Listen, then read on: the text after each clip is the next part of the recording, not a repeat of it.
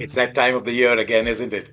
When you're looking back at all that happened and gently one email arrives from the boss at Cricbuzz saying, it's time to make your teams of the year. So here I am with the test team of the year, looking back at all that happened in test cricket. And it was a very unusual year. First of all, we only had 2 draws, which is good. Both those draws, because of rain, batters scored quicker than ever before. They scored at 3.6 and over, but they also got out faster than ever before. A wicket fell every 48 balls, and there were more away wins than ever before. Don't we in India know that very well? 21 away wins registered in 1 year. Now all these numbers valid till just before the set of Boxing Day test matches start, which is when I'm recording this.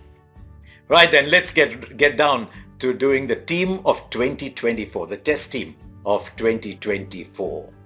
Just one little thing before we start. As usual, I always pick players in the position in which they played. You might make a little allowance for 4 and 5, maybe 5 and 6 maybe, but not 4 and 6. The easiest thing in the world is to pick the top 6 batters and bat them anywhere. But they didn't get runs at that number.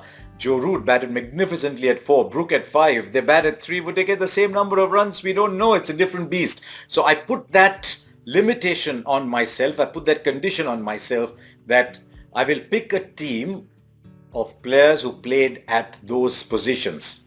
So let's start with the openers. It's been the same story for the last 2 or 3 years. It's not an easy time for openers. I mean, you look at the typical test match openers that have dominated over the past few years. You look at Usman Khwaja, you look at Dimut Karunaratne, Craig Brathwaite. None of them averaged more than 30, which was incredible. You only had 4 openers averaging more than 31. One of those, Aiden Markram, averaged only 31. So really, you're picking 2 out of 3. I was very impressed with Tony de Zorzi of South Africa. He averaged over 40. Then I started looking at those numbers, and one innings, a fantastic innings of 177, dominated. Wasn't a lot else for Tony de Zorzi, and I wish him really well in 2025. So my 2 openers are Yashasvi Jaiswal, one of 4 players who were the easiest to pick in this team. Averaged well over 40, hit 2 doubles and that magnificent 160 at Perth. Did everything that was asked of him as an opener, just a young man. And as he gets more experience, sees more of the world, he'll start scoring more runs away too. So Yashasvi Jaiswal, with well over 1,000 runs, over 50 runs average, is my first pick in the test team of 2024. Now the second opener, he doesn't average 40, but he scored important runs away, and I've picked Ben Duckett. Why have I picked Ben Duckett? What have we got here? He got 100 in Rajkot, he got 100 in Multan, he had 2 centuries and 5 50s, and he finished with 1100 runs, so thereabouts at under 37. I think in a tougher field, Ben Duckett might have struggled to make the list. Then we come to number 3. Tricky one, because how many players batted well at number 3? I'm looking at numbers for Shubman Gill. Marcus Labuschagne didn't have a great series. Rachin Ravindra actually batted 4. He could be a contender at 3. I think in course of time, you might see him batting more at 3. But look at Shubman Gill's numbers.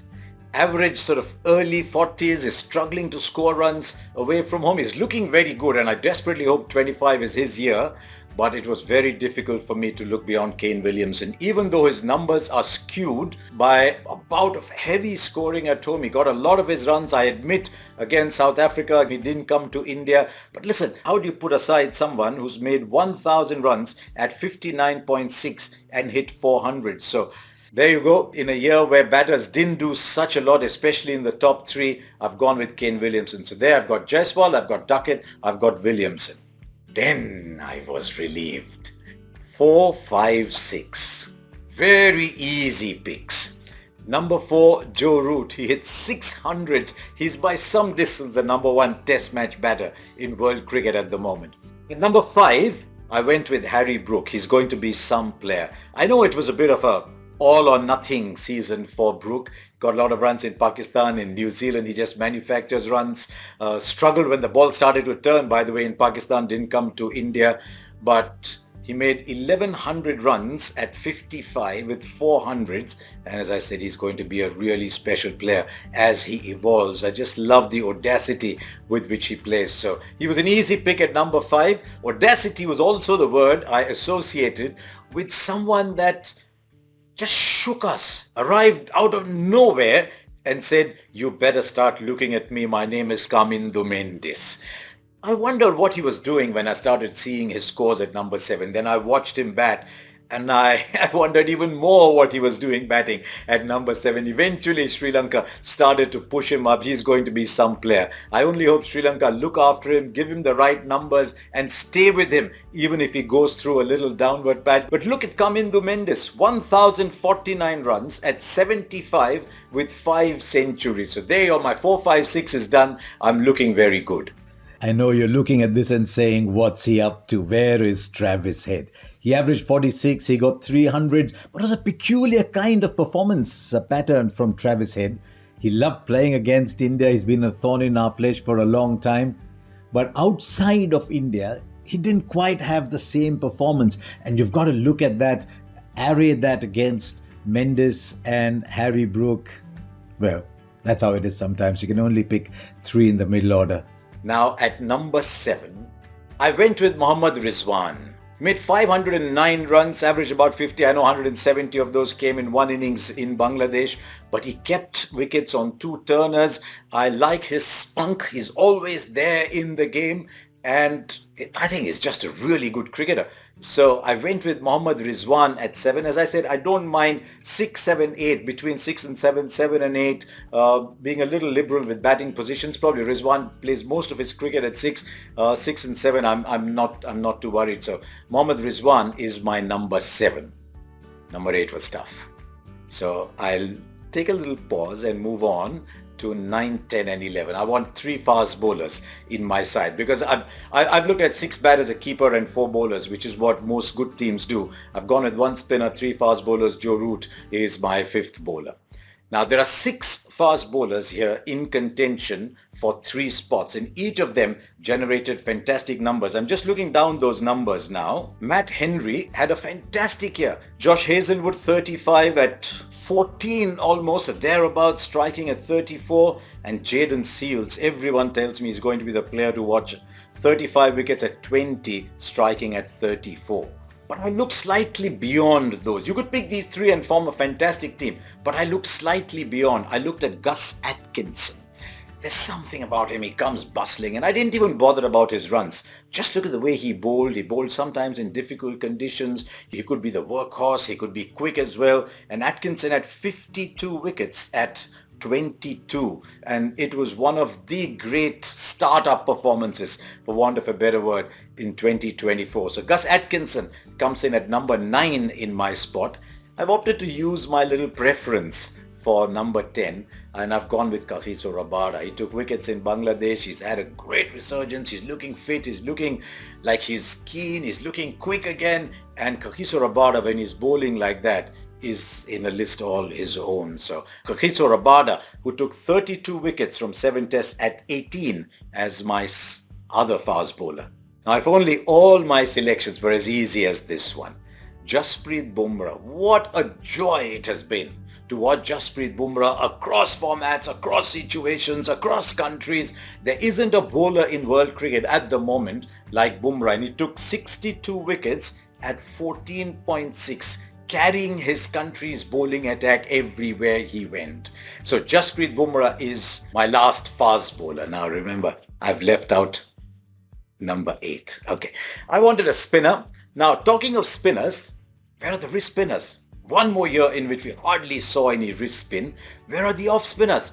There's Shoaib Bashir. Shoaib Bashir had a good year. Ravichandran Ashwin is probably still the best off spinner in the world at the moment.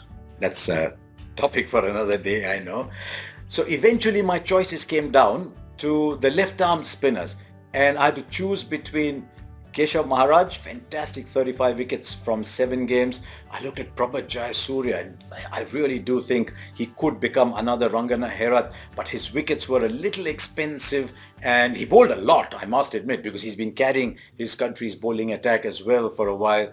Then I looked at everything and I said, okay, at number 8, does batting matter? Not as much as number 7, but it matters a little bit. And then I looked at Ravindra Jadeja's bowling numbers as well. 44 wickets at 24, strike rate of 42. I know it was heavily skewed by home conditions. With almost every bowler, it is like that. So I had Ravindra Jadeja at number 8. So there you are. I'm pretty happy with my team. Openers Jaiswal and Duckett. They won't be. You should be on the edge of your seats from the first ball. Williamson to bring some solidity. Then Root, Brook, and Kamindu Mendes. I've got Rizwan, the chirpy Rizwan, then Jadeja at 7 and 8. That really extends my batting, and 3 outstanding fast bowlers to finish it off. Every time I do this list, somebody asks me, who is your captain?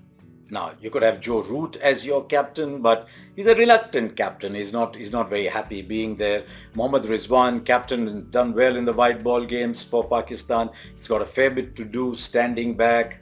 You really need a captain because this team's never going to take the field. But if it does, I'll go with someone who impressed me very much in that one test match. But don't make a big fuss out of it. But yeah, my captain would be Jasprit Bumrah. So there you go. That's my side. Pick one yourself and then compare with how mine went.